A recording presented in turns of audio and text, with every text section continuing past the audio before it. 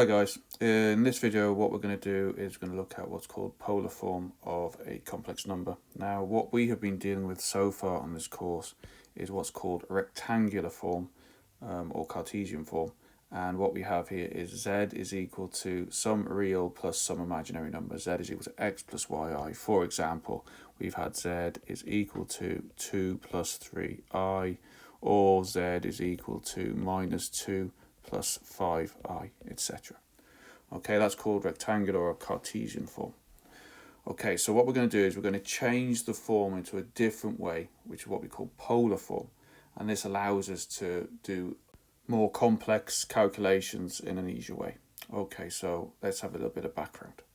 So if we have a look here at the circle here, you can see here what we have, and we should be happy that anywhere going from the center, which is the origin, to the edge or the circumference of the circle is obviously the radius. And if we have a complex number, we can plot it on the Argon diagram, which is what we've been doing before. And you can see here that what we have is we have the complex number here, z, is equal to some real plus some imaginary number. So hopefully you can see that that will make a right-angled triangle. We have in the x direction the real part, and in the y direction we have the imaginary part. Now it doesn't have to both be positive. It could be down here, it could be over here, or it could be over here. But essentially we are going to get an x direction, a y direction, and we're going to have the radius here. So I'm going to take that triangle out and we're going to have a little bit more of a look at it. So we have the x direction, the y direction, which makes a right angle. We have this angle theta, and we also have this r here. Now, in order to calculate polar form, we need two bits of information. The first bit of information is that we need the modulus r. Okay, so the modulus r here. And the second one is the angle, or what we call the argument. I'm just going to have a quick look here just to show you what's going on. So, if we have a look here and we just label this triangle, we should be happy. That's the hypotenuse, that there is the opposite, and that there is the adjacent. And I just want to look at the sine and the cosine for this just for a quick second. So hopefully we'll be happy that if I look at the sine here, the sine of the angle, which is sine theta, is equal to the opposite, which is y, over the hypotenuse, which is r.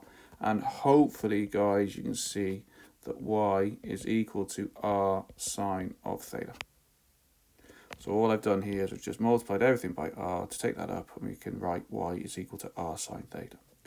I'm going to do exactly the same for the cos of the angle. So cos theta is equal to the adjacent, which is the x over the hypotenuse, which is r. So this time I'm going to get x over r, which implies that this time what I have is that x is equal to r cos theta.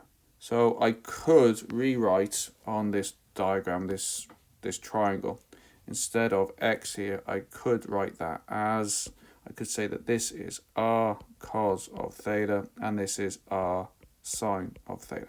Okay, so just so you've got that into your head. So now instead of my z is equal to x plus yi, we'll now turn my z is equal to, instead of x plus yi, which we have here, we can change the z and we can change it for r cos theta, and we can change the y for r sine theta. So this now implies that what we have is z is equal to r cos of theta, which is our new x, plus, and what we have then is y, which is r sine theta, and then we can stick the I on the end there just to show. And then hopefully you can see, guys, that what we have then is we have a common r in here, so we can take that out. So that means that z is equal to r, and what we have then is cos theta plus I sine theta. All I've done there is I've put the I in front of the sine theta instead of behind it. And you can see here what we've done now is we've changed this form of z is equal to x plus yi, i.e. the rectangular form, and we've now put it into this form, which is called polar form. So that's essentially where this form comes from. This is what polar form is, and once you know that, all we have to do is work out two things. First thing we work out is the modulus, and the second thing is we work out the angle or the argument. So you can see the modulus is here and the angle is here. Okay, let's have a look at the modulus. Now the modulus of something is given by the two lines, the straight vertical lines of the actual complex number. So you can see here that what we're doing is we're taking the x value plus the y value, we're squaring them, adding them together and square rooting, which makes sense because the modulus is the distance from the centre or the origin to a particular point. You can see here that this makes a right angle triangle, so we have Pythagoras, x squared plus y squared is equal to r squared. So let's just sort that out down here. So we've got x squared plus y squared is equal to r squared. That implies, guys, that r is going to be equal to the square root of x squared plus y squared as above. Okay, so that's where that comes from. Now the angle or the argument, well, hopefully you can see that if we draw very, very quickly the triangle again, we have theta, we have x, we have y. Forget about r for now, because if you think about it, when we've got rectangular form, we're given x and the x direction, which is the real direction, and we're also given the imaginary direction, which is the y value. So we're trying to find this angle. So if we were just trying to find it, we'd say that this is tan of theta, because it's the opposite and the adjacent is equal to the opposite over the adjacent, which implies that theta is going to be equal to tan to the minus 1 over a here. Now it's not quite as simple as that, and I'm going to go through a few examples to show you this, because it depends on where it is on this circle, depends on whether this holds. We might have to find reference angles, etc., just like we did in trigonometry last year. Okay, so let's have a look at a few examples, and hopefully this will all make sense. So it says express z is equal to 1 plus root 3i in polar form, i.e. in the form that we've just had, r cos theta plus I sin theta. Okay, so the first thing you always do, lads, is you draw on the right hand side or somewhere on the page, you just draw a quick diagram to show where this is. Okay, and all you're after is some rough idea of where it is. So 1 plus 3r, root 3i, sorry, is somewhere here. It's somewhere around here. It doesn't matter how accurate you are, you just want to know roughly where it is. And we can make that right angle triangle. That's 1, that's root 3. Okay, so we're looking at distances. The first thing we're going to do then is work out our r, because r is really straightforward. Remember, r is equal to the real, so 1 squared plus whatever's in front of the I, which is root 3 squared, and we're going to square root it. That's from the slide on the last page. We calculate that. Now we get r is equal to the square root of 1 plus 3, and hopefully, guys, you can see that that's root 4, and the square root of 4 is 2. So I now have the r bit for the r cos theta plus I sin theta. Perfect. The next thing we need to work out is the argument, or theta. Now, hopefully you can see this one isn't too difficult. I'm going to show you where the next example it's going to be slightly different.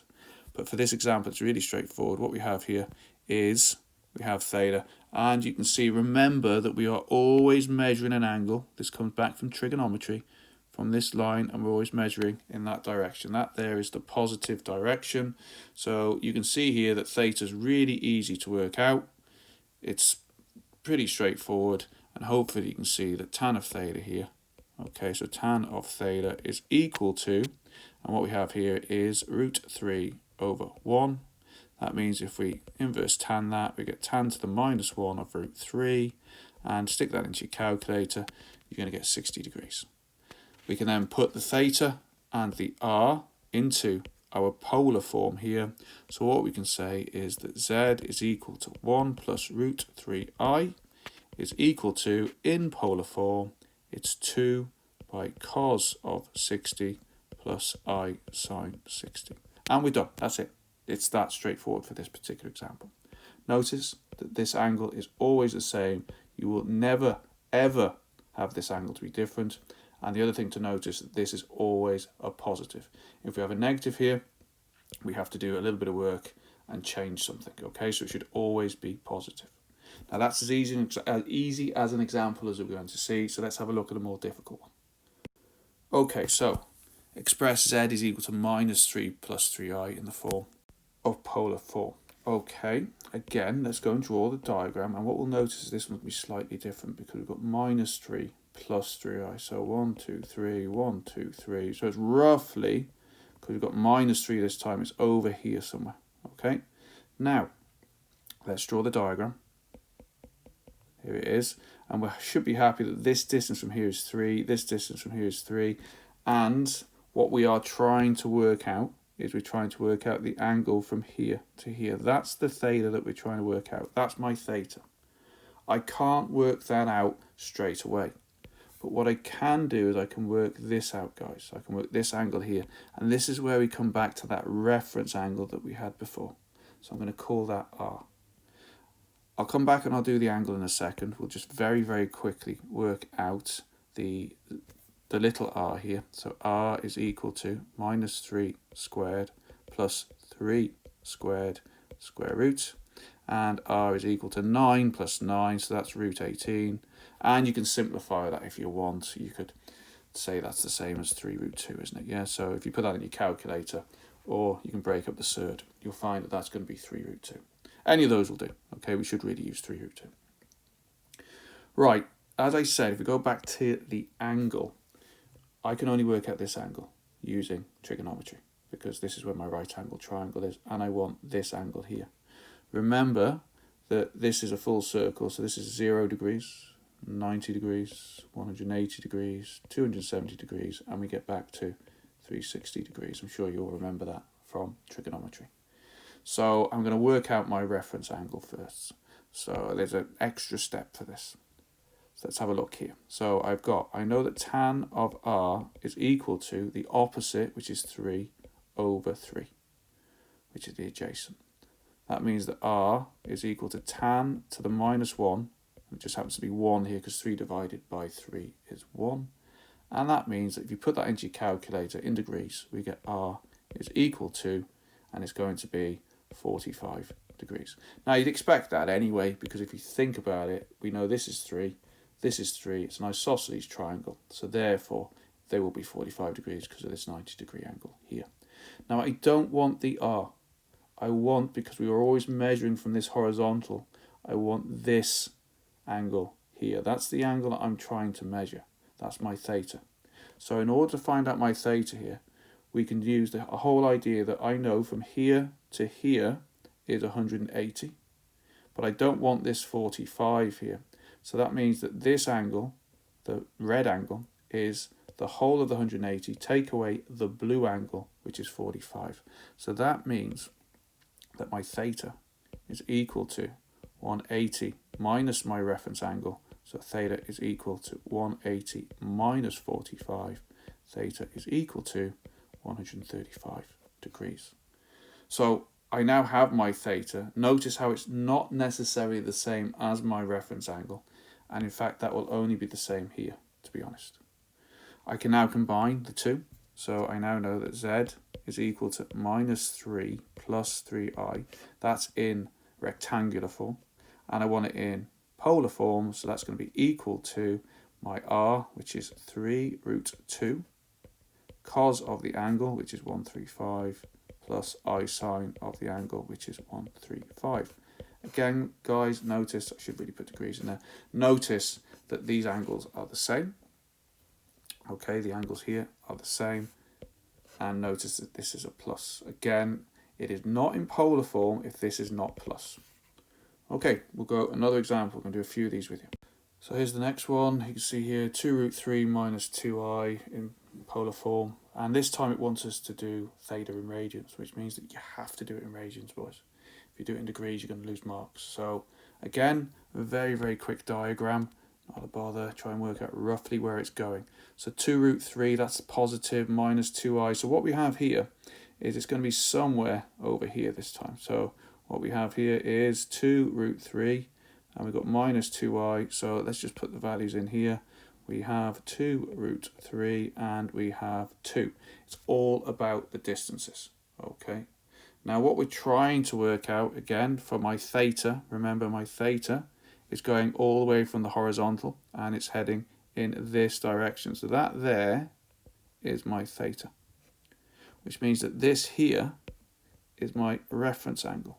Okay, so we've got to do this in terms of radians, so let's label this in radians. So this is 0.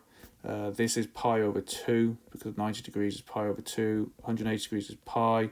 This is 3 pi over 2. and then this is going to be 2 pi as a full circle.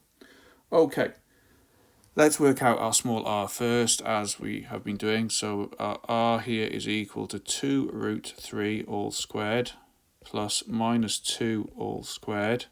Okay, and let's quickly work that out. So that's going to be 4 times 3, which is 12. Okay, plus 4 square root, and r is equal to root 16, which is 4. So we now have the small r. We're now going to calculate our reference angle like we've done before, and hopefully you can see here, if we just take that triangle, I'll just redraw it here. So what we have is we're trying to work out this angle here, which is my reference angle. This is 2 root 3 and this is 2. So tan of r is equal to, and it's going to be 2 over 2 root 3. So tan of r is equal to 1 over root 3, because the 2's will cancel, which implies that r is going to be equal to the inverse tan of 1 over root 3. And if you look in your tables book, you'll find that in radians that there is pi over 6. So just make sure that you get, it says radians here, lads, make sure that you put it into radians. Now, if we go back, we've worked out the reference angle. We don't want the reference angle. What we actually want is this theta. The full circle here is 2 pi. So if I went all the way around, I'd have 2 pi. But I'm not going all the way around because I'm coming back by the pi over 6. So my theta here is equal to 2 pi, which is the full circle, minus my r, my reference angle, which is pi over 6. So that means that theta is 11 pi over 6, or 11/6 pi. We now need to combine them. It's pretty straightforward. So my z, if I'm looking in polar form now, is r, which is 4, by cos theta, so cos of 11 pi over 6 plus I sine 11 pi over 6. Now, what some textbooks will have you do, and it's the same in this textbook, is that there are 2 ways to look at this. If we go in that direction, you can see that's going to be positive some angle. If we decide to go in that direction, that gives us a negative angle because we've changed direction. And it's entirely up to you which one you want to do. So what I could do here, guys, is, as you can see here, I've decided to go theta here. It's the positive direction. I've worked it out, and I've got 2 pi minus whatever my reference angle here is, and I'm quite happy. It comes out to be this over here. But what I could have done here is, because we can say we can have a minus angle here, and we generally say that theta is going to be between positive 180 degrees, which gets us to here, or negative 180 degrees, which gets us to here, we can use the idea of a negative angle. So using that idea of what we've just done, you can see here that this reference angle could be my negative theta. So what I mean by that is I could have written this as, I'm going to do this one in blue, that z is equal to, for the, that's not going to change. The distance is not going to change. It's just going to be which angle direction I take. And I could have written cos of minus pi over 6 plus I sine of minus pi over 6 instead of going all the way around. So what this has done is this has come from here to here. So this direction, what we've done is we've decided to go in a clockwise direction, which is a negative angle, instead of going all the way around in a positive direction, which is the anti-clockwise. So these 2 things here are exactly the same. Now, some people just prefer to keep everything positive. Some people don't mind and they're quite happy to use negative angles. It's entirely up to you what you decide to do. It makes no difference, they're both the same. But do notice again, and I know I keep going on about this, that this here is positive here and positive here. This has to be a positive between the cosine and the sine part. Okay, one more, I think. -4, -4i in polar forms. Let's have a look at this one again. And I'll do it both ways, lads, so you can see both ways going here. So we're going to draw it again. So off we go. And you can see -4 coming across here, -4i somewhere down here. And that's what we have. So we can either work it out going in the positive angle or the negative angle. I'll do both of them in a second. But hopefully you can see the distance there is 4 and 4 here. Now, let's work out our r. So our r is equal to -4 squared plus -4 squared, square root. r is equal to 16 plus 16, which is the square root of 32. And if we want to, we can simplify that further, and we can say that r is equal to 4 root 2. So 4 root 2 there. Okay, so there's our r. Now, again, we can do two ways here. So what I'm going to do is I'm going to use the reference angle idea first of all and go in the clockwise. So here we see the clockwise motion. Okay, so that's the angle I want. My reference angle is here. So there's my reference angle. And I'm going to do this in degrees. So 0, 90, 180, 270, 360. I could do it in radians if I wished. So it's not too difficult, guys, to see what my reference angle is going to be here. You can see it's going to be 45 because of the fact it's an isosceles, but we'll work it out anyway. So we know that r is equal, or tan r is equal to, it's going to be 4 over 4. R is equal to 45 degrees. Okay, just sticking it straight in. And that means that theta in this particular one, theta is equal to, hopefully you can see, lads, we're going from here to here, which is 180. And we need to go another 45 degrees here. So it's 180 plus 45. Theta is equal to 225. And if we do that, we can now stick it into the formula. So, or the polar form, whatever you want to call it. So z now is equal to, and what we have here is 4 root 2 bracket, and then we've got cos of the angle 225 plus I sine 225, and we are done. Okay, not a bother. However, what we could have done is, if I redraw this diagram, what we could have done is, we know, again, it's over here. Okay, we could have come in this direction here. Okay, could have come in this direction here. And that means that instead of being a positive theta like it was up here, we'd have a minus theta going in this direction here. Now, if you think about it this way, this is 0, this is minus 90, this is minus 180. Okay, so that's what's happening there. And we're still going to have to work out that reference angle. And we know what the reference angle is because we've already done it. It's still going to be exactly the same with the 4 and the 4. So we should be happy that this is going to be 45 degrees there. That means how far have we actually gone in this direction? Well, it would be minus 180 to go all the way to this line here. But we're coming back 45, so it's minus 180 plus 45, which is minus 135. So this angle here is going to be minus 135 degrees. So either we could use z is equal to this, or using the diagram there, we could say z is equal to 4 root 2. Remember, that's not going to change, of cos minus 135 degrees plus I sine minus 135 degrees. They are exactly the same, lads. Okay, some people don't like using the negative bit. That's fine, just keep it positive. It makes no difference which one you do. Okay, if you have one of the numbers which is either just real or just imaginary, it's going to be on one of the axes. This is very, very straightforward. So I'll just quickly draw it. I've drawn the diagram here. You can see that this is theta 90, 180, 270, 360. If you're happy just to be going between positive 180 and negative 180, then this is minus 90 this direction, minus 180 this direction, 90 and positive. So they really should. I'll put theta is equal to minus 180 as well, degrees. Okay, now it says z is equal to minus 4 in the form. Again, we do exactly what we did before. Minus 4 is somewhere over here.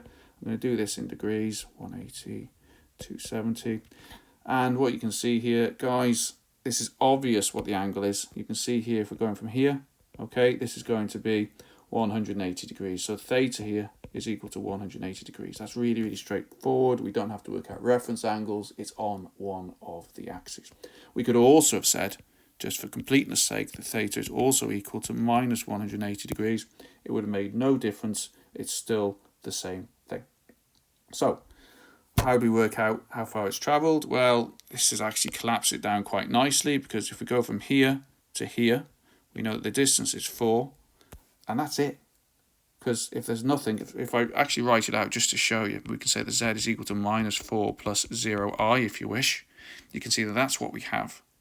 And then we have, if we want to work out the r is equal to minus 4 squared plus 0 squared, square root it. R is equal to 16 plus 0 Yeah, and we end up with r is equal to the square root of 16, which is 4. Which makes sense because it's 4 away from the origin, and we've not gone up or down anything.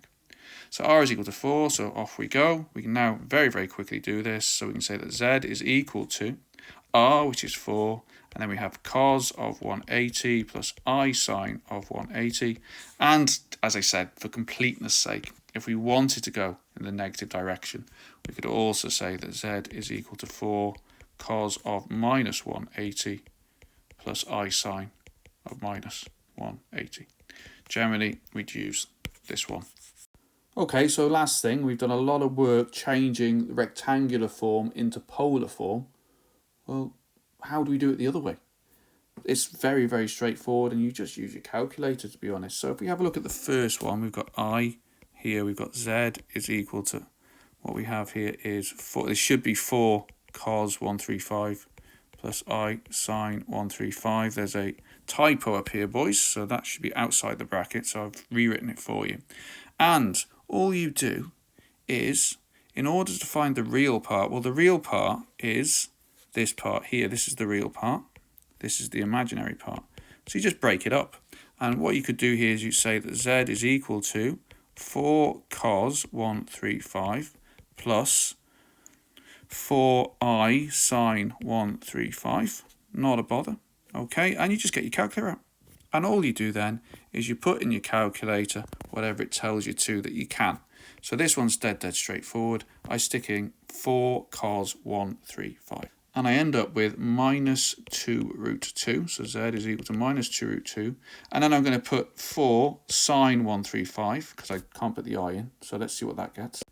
And that comes out to be plus 2 root 2. Stick an I in the end, because that's the imaginary part. And we're done. It's as simple as that. So you break it up.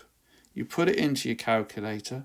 For the last one there, you stick an I on the end. And that now has been changed back into rectangular form. And if we went through the whole process and wanted to put that back into polar form, this is what we'd get up here.